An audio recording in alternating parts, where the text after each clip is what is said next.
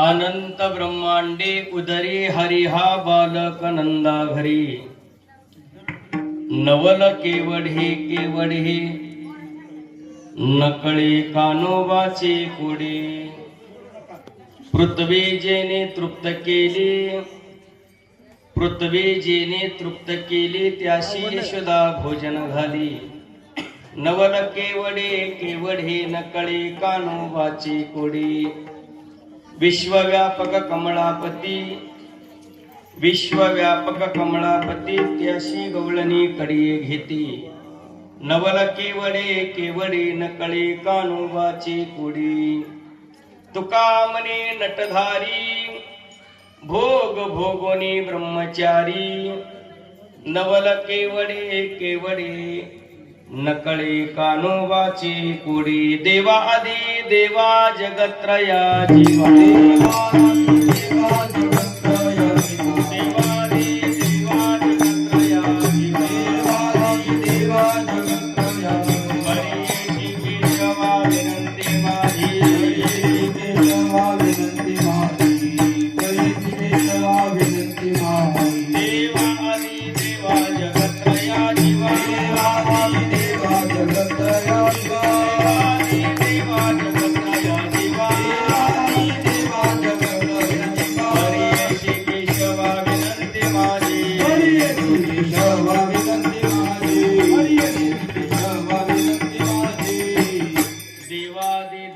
जगत्रया जीवा परेशी केशवा विनंती माझी वाणी तुझे वर्णी गुणनाम ऐशे दे प्रेम काही कळा ओम नमोजी आद्या वेद प्रतिपाध्या जय सुसंविद्या आत्मरूपा वक्रतुंड महाकाय सूर्यकोटी समप्रभ निर्विघ्नं कुरु मे देव सर्व कार्येषु सर्वदा जयांची केली स्मरण होय सकळ विद्यांचे अधिकरण तेची वंदू श्री चरण श्री गुरूंची ते नमस्कारुनी आता मस्तक हे पायावरी वार करी संताच्या विठाला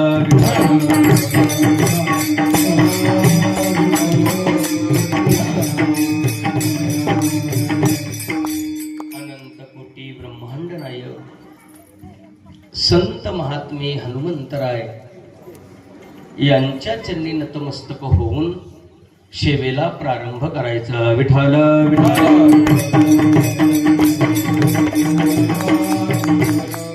अनंत ब्रह्मांडे उदरी हरी हा बालक नंदा घरी. नवल केवडे केवडे न कळे कानोबाचे कोडे. प्रस्तुत प्रसंगी प्राप्त सेवे करता म्हणजे निरूपणा करता घेतलेला अभंग श्रीमंत संत श्रेष्ठ जगद्गुरु संत तुकोबाराय यांचा 5 चरणाचा उत्कृष्ट असा अभंग आहे. विठ्ठल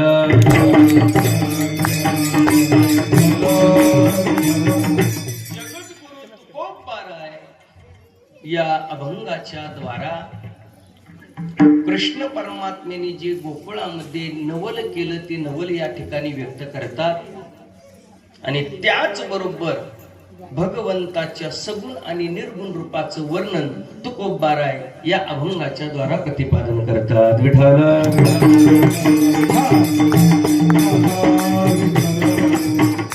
चालू असणारा अखंड हरिनाम सोहळा मौजे खंडाळकरवाडी या गावामध्ये वैकुंठवासी सद्गुरू सोपान काका महाराज दिहोकर यांच्या कृपा आशीर्वादाने श्री गुरुवर्य बापूसाहेब महाराज दिहोकर यांच्या कृपा आशीर्वादाने आणि श्री गुरु कान्होबा महाराज दिहोकर यांच्या प्रेरणेने मार्गदर्शनाखाली चालू असणारा हा भव्य दिव्य स्वरूपाचा सोहळा आणि त्याचबरोबर ज्यांनी या सप्ताहाचं रोप लावलं ते वैकुंठवासी हरिभक्तपरायण महादेव महाराज दणके यांच्या मार्गदर्शनाने चालू असणारा हा उत्सव आणि या उत्सवातील आजची असणारी ही काल्याची कीर्तनाची सेवा आपण पाहिला गेला तर श्री रामचंद्र प्रभूच्या जन्मोत्सवानिमित्त आणि हनुमंतरायाच्या जन्मोत्सवानिमित्त हा सोहळा पार पडतोय.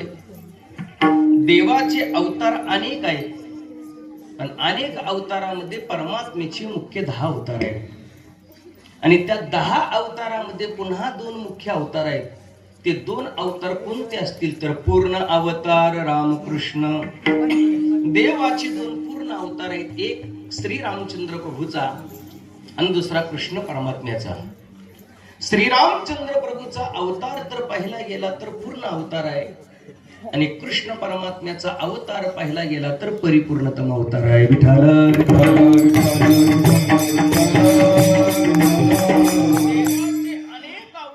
त्यातील 10 अवतारापैकी 7वा क्रमांकाचा असणारा श्री रामचंद्र प्रभूचा अवतार आहे. देवाचे अंब ऋषी नावाच्या राजा करता देवानी 10 अवतार घेतले. त्या 10 अवतारापैकी 7व्या नंबरचा 7व्या क्रमांकाचा श्रीरामचंद्र प्रभूचा अवतार आहे. आता मी 10 अवताराची नावं सांगतो बरं का. प्रत्येकाने एक अवतार लक्षात ठेवायचा. आता बरीच मंडळी या ठिकाणी उपस्थित आहेत. 10 अवताराची नावं मी तुम्हाला सांगणार आहे आणि पुन्हा 10 अवताराची नावं सांगितल्यानंतर पुन्हा विचारणार आहे पहिला अवतार कोणता, दुसरा अवतार कोणता, तिसरा अवतार कोणता. आणि जी मला अवताराची नावं सांगतील, जो अवताराचं मला नाव सांगल त्याला मी 500 रुपये देणार आहे. एक अवताराचं नाव सांगायचं 500 घ्यायचे, 2 अवताराची नावं सांगायची 1000 रुपये घ्यायची आणि 10 अवताराची नावं सांगायची आणि 5000 रुपये घ्यायची. पण माझं वाक्य ऐका. तुम्ही अवताराची नावं मला सांगायची, अवताराचं नाव सांगितल्यानंतर माझ्याकडून 500 रुपये तुम्ही घ्यायचे. पण पुढचं ऐका, घरला जाताना माझ्याच पाया पडून मला द्यायची. ही मात्र स्कीम सगळ्याला लावाय बर का. बाकीचं विसरलं तरी चालेल पण एवढं मात्र कोणी विसरायचं नाही.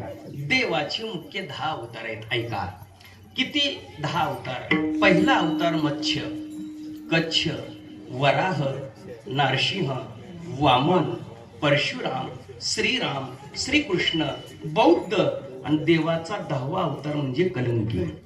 असे परमात्म्याचे 10 अवतार आहेत आणि त्या 10 अवतारापैकी श्री रामचंद्र प्रभूचा एक अवतार आहे. वारकरी संप्रदायाच्या नियमाप्रमाणे पाहिलं, भागवत धर्माच्या नियमाप्रमाणे पाहिलं तर श्री रामचंद्र प्रभूचा जन्मोत्सव हा पर्व काळाचा दिवस आहे. श्रीरामचंद्र प्रभूच्या जन्माला पर्वकाळ म्हटलेला आहे. भागवत धर्माच्या नियमाप्रमाणे 5 पर्वकाळ आहे. पर्व विशेष भागवत धर्मी, नरसिंह जयंती, रामनवमी, वामन जयंती, जन्माष्टमी, उत्तमोत्तम शिवरात्र. पहिला पर्वकाळ नरसिंह जयंती, दुसरा पर्वकाळ वामन जयंती, तिसरा पर्वकाळ गोकुळ अष्टमी, चौथा पर्वकाळ महाशिवरात्र आणि 5वा पर्वकाळ चैत्र शुद्ध नवमी म्हणजे रामनवमी. विठ्ठल विठ्ठल.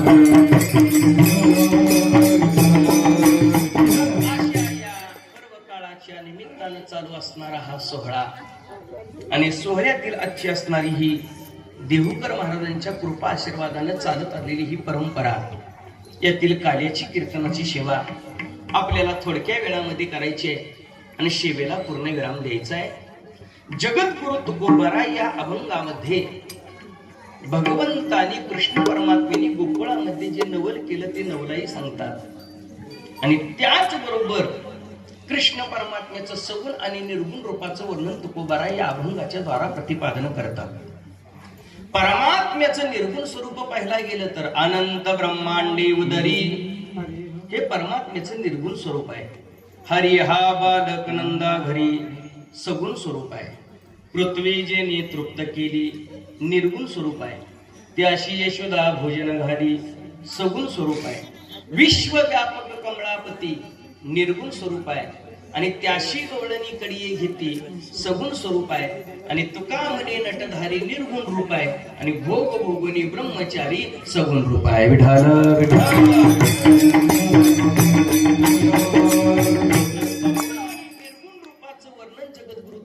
या अभंगाच्या द्वारा प्रतिपादन करतात. तुकोबारा म्हणतात परमात्म्याचं स्वरूप पाहिला गेला तर तो परमात्मा निर्गुण स्वरूपाचा आहे. त्या देवाचं स्वरूप पाहिला गेलं तर त्या देवाला रंग नाही, त्या देवाला रूप नाही, त्या देवाला नाव नाही. ज्याला रंग नाही, ज्याला रूप नाही, ज्याला नाव नाही, रंग नाही, रूप नाही, नाही वर्ण छाया, त्याला काही केलं तरी तो कुठल्याही गुणाला उतरलेला नाही, कुठल्याही नावाला तो परमात्मा उतरलेला नाही.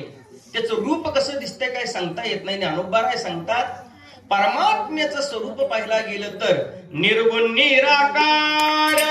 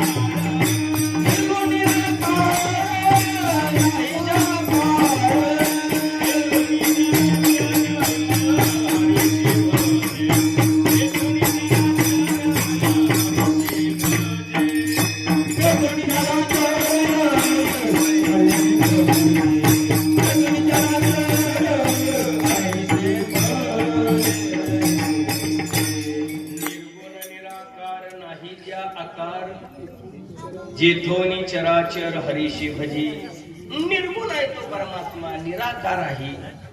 असा निर्गुण परमात्मा, निराकार असणारा परमात्मा, पण भक्ता करता तो परमात्मा जो गुणाला नव्हता तो गुणाला आला, जो रूपाला नव्हता तो रूपाला आला आणि जो नावाला नव्हता तो नावाला आला. आला नावा रूपा तुका म्हणे झाला सोपा, किंवा तुका म्हणे आले रूपा अव्यक्त चांगले, अव्यक्त ते आकारले, रूपा आले गुणवंत. तो परमात्मा रूपाला गुणाला नावाला. ऐका, जगद्गुरु तुकोबाराय अशा परमात्म्याचं नवल सांगतात. काय नवल आहे तर त्या परमात्म्याचं पहिलं नवल सांगत असताना जगद्गुरु तुकोबाराय बोलतात अनंत ब्रह्मांडे उदरी अनंत या शब्दाचा अर्थ ज्याची संख्या करता येत नाही। ब्रह्मांड या शब्दाचा अर्थ 14 भुवनाचा एक ब्रह्मांड आणि उदर या शब्दाचा अर्थ पोट। ज्याच्या पोटामध्ये अनंत ब्रह्मांड आहे असा असणारा परमात्मा हरी हा बालक नंदाघरी, तो परमात्मा नंदराजाच्या घरी बाल रूपाने राहतोय। हे सर्वात मोठं नवल आहे। अनंत म्हणजे ज्याची संख्याच करता येत नाही। ब्रह्मांड आहे का? ब्रह्मांड कशाला म्हणावं? आपल्या दृष्टीला जेवढं दिसतंय ते आपल्या दृष्टिकोनातून काय आहे? ब्रह्मांडच आहे। आपल्या डोळ्याला जेवढं दिसतंय ते ब्रह्मांडच आहे। मग आपल्या डोळ्याला जेवढं दिसतंय तेवढंच ब्रह्मांड आहे का? कितीही पाहिलं गेलं तरी आपल्या डोळ्याला जेवढं ब्रह्मांड दिसतंय तेवढंच आहे। आपल्याला आपला जिल्हा किती आहे माहिती नाही, तालुका किती आहे माहिती नाही। ब्रह्मांड कशाला म्हणतात ऐका? मृत्यू लोकापासून वर 7 लोक आहेत आणि मृत्यू लोकापासून खाली 7 लोक आहेत। 7 दुनी 14 भुवनाचं एक काय आहे? ब्रह्मांड आहे। प्रत्येक भुवनामध्ये सूर्य वेगळा आहे, चंद्र वेगळा आहे, आकाश वेगळा आहे, पृथ्वी वेगळी आहे, वायू वेगळा आहे, पंचभूत वेगवेगळे आहेत। असे 14 सूर्य, 14 चंद्र आहे, पृथ्वी आहे। एवढं मोठं परमात्म्याचं स्वरूप आहे। मग असा जो स्वरूपानं मोठा असणारा व्यापक असणारा परमात्मा हरी हा बालक नंद, त्या परमात्म्याचं स्वरूप उदरामध्ये त्याच्या एवढे अनंत ब्रह्मांडात यात नवल नाही। जगद्गुरु तुकोबाराय म्हणतात भगवंताच्या रोम रोमामध्ये अनंत ब्रह्मांड। रोम या शब्दाचा अर्थ केस बरं का? देवाच्या अंगावर किती केस आहेत? शास्त्र सांगतं प्रत्येक माणसाच्या अंगावर 3.5 कोटी केस आहेत। किती कोटी केस आहेत? 3.5 कोटी केस आहेत। मी सांगतो त्याच्यावर विश्वास नसेल तर मिशाचीच निस्ती मोजून बघा। 3.5 कोटी केस आहेत। जसे 3.5 कोटी केस आपल्या अंगावर आहेत तसं देवाच्याही अंगावर 3.5 कोटी केस आहेत। परमात्म्याच्या केसाखालचा जो खड्डा आहे त्या खड्ड्यात अनंत ब्रह्मांड आहे। जगद्गुरु तुकोबाराय म्हणतात उदरामध्ये यात नवल नाही, त्याच्या रोम रोमात अनंत ब्रह्मांडे।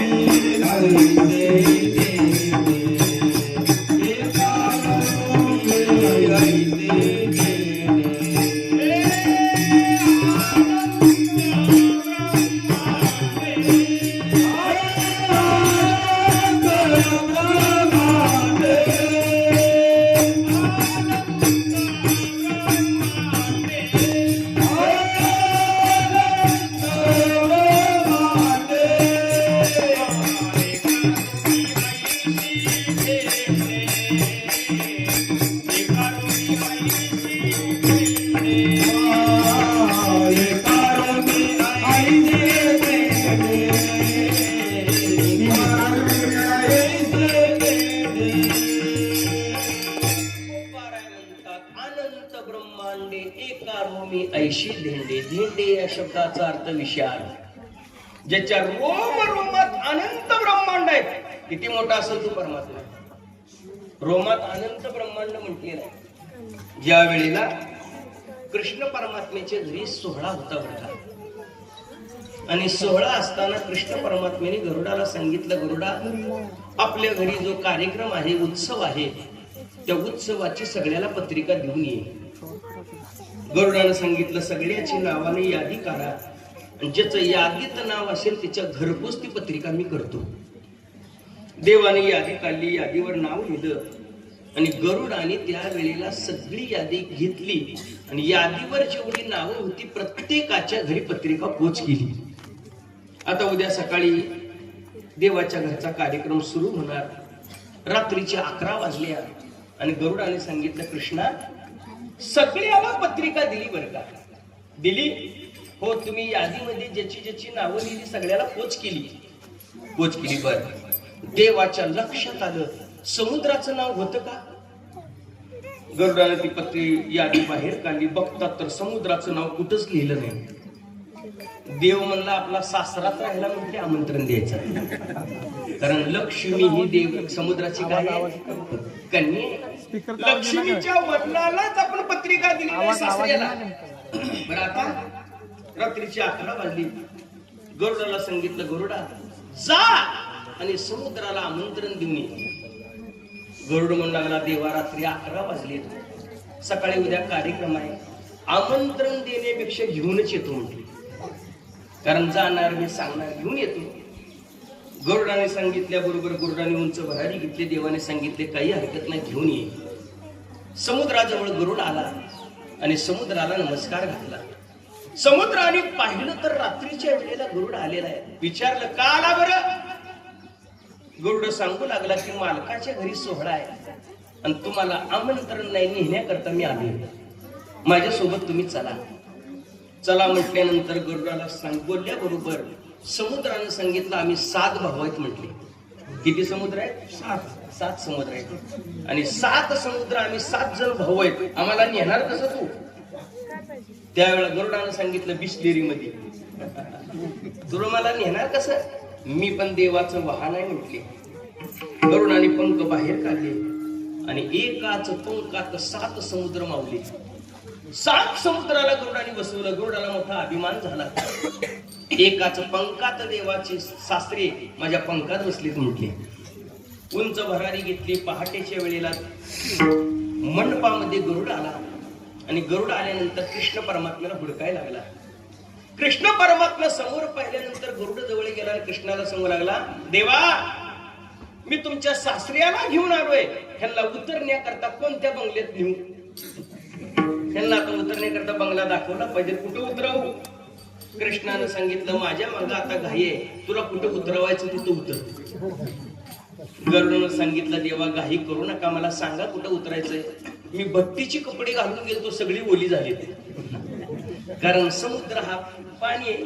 भट्टीचे कपडे ओली झालेत, मला थंड वाजते, कुठं उतरवू? थांब म्हटले जरा. थांब म्हणल्यानंतर देव मंडपात फिरू लागला.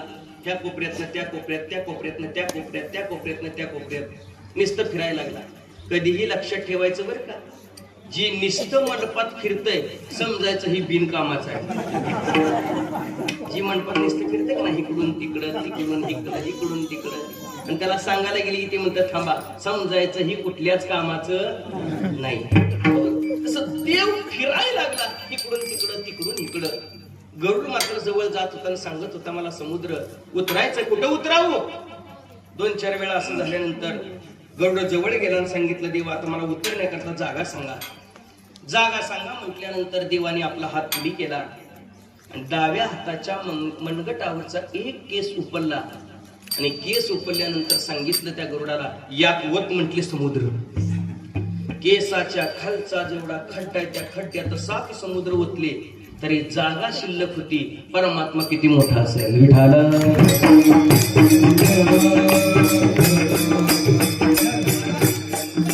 व्यापक असणारा जो परमात्मा आहे ज्याच्या रोम रोमात अनंत ब्रह्मांड आहे, पण असा परमात्मा हरी हा बालक नंदा घरी, तो परमात्मा बाळ रूपाने नंद राजाच्या घरी राहतोय. हे सर्वात मोठा नवल आहे.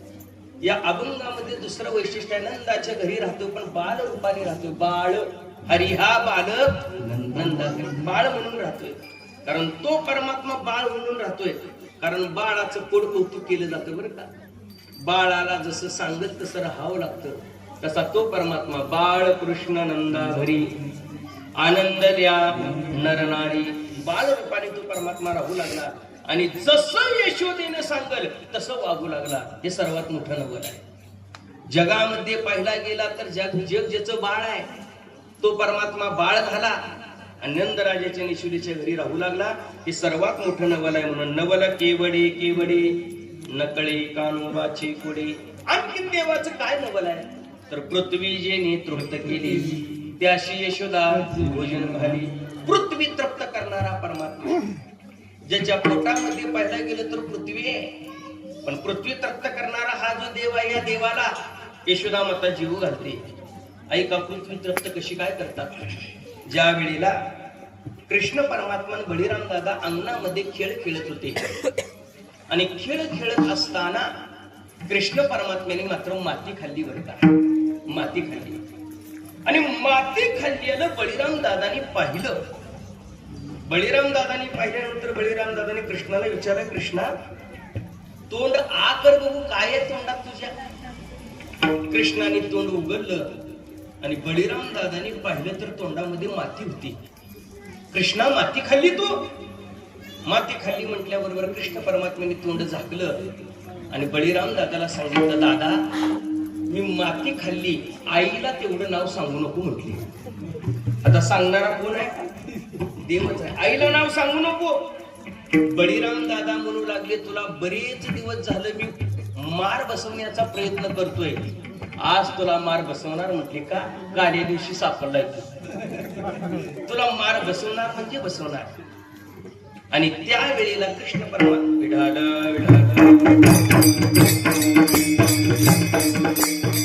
बळीराम दादाला सांगू लागली, मी आईला नाव सांगतोय. आणि आईला नाव सांगतोय म्हटल्यानंतर कृष्ण परमात्म्याने सांगितलं, दादा एक काम कर, तू आईला माझं नाव सांगू नको. माझं नाव सांगितलं तर आई मला मारल. एक काम कर, काय तूही माती खा. मी नाव तुझं सांगत नाही, माझं नाव तू सांगायचं. दोघांची फिटाफिट होईल बघ का. बळीराम दादा म्हणजे उद्या मिळून खाऊ पण आज तुला मार बसविणार. आणि मार सांगण्याकरता त्यावेळेला बळीराम दादा पळत गेले आणि पळत गेल्यानंतर यशोदा अंगणात काम करत होती. गेले दादानं सांगितलं, आई कृष्णानं माती खाल्ली आहे. कृष्णानं माती खाल्ली म्हटल्याबरोबर हातामध्ये यशोदेने काठी घेतली आणि काठी घेऊन बळीराम दादाला एका हातात धरले, एका हातात काठी घेतली आणि काठी घेऊन जिथं कृष्ण परमात्मा तिथं दोघंही आले. आल्यानंतर यशोदाने हातातली काठी घेतली आणि कृष्णाला विचारलं, कृष्णा माती खाल्ली का. कृष्ण परमात्मा म्हणू लागला, आई माझ्यावर तुझा विश्वास नाही का. आई ग आई नाही खाल्ली म्या माती. बळीराम दादा खोटं बोलत होतो. बळीराम दादा मला खोटं सांगतोय, खोटं बोलतोय, माझ्यावर आळ घेतोय, मी माती खाल्ली नाही. बळीराम दादा म्हणू लागले, आई त्याच्या बोलण्यावर विश्वास ठेवू नको, कारण ती लय डेंजर आहे. खोटं बोलतोय म्हणते, तोच खोटं बोलतोय. नाही म्हटले, मी खोटं बोलत नाही. बळीराम दादा म्हणू लागले, आई एक काम कर, कृष्ण परमात्म्याने माती खाल्ली ना असं तुला वाटतंय ना, मग एक काम कर, त्याला फक्त तोंड उघडायला लाव, तोंड आ करायला लाव. तोंड उघडल्या तुला तोंडात माती बरोबर दिसत. त्याला यशोदा म्हणली, बरोबर आहे म्हटली, माती दिसत. कृष्णा तोंड उघड. कृष्ण परमात्मा म्हणला, मी मातीच खाल्ली नाही तर तोंड उघडायचा काय संबंध आहे. त्यावेळेला हातातली काठी घेतली आणि यशोदेने उगारली, जगाचा हा बाप दाखविला माये, माती खाता जाय मारावया. जगाचा बाप आहे तो परमात्मा, पण माती खाल्लेली दाखवतो का नाही म्हणून यशोदेने काठी उगारली आणि उगारल्या बरोबर मारावया तिने उगारली.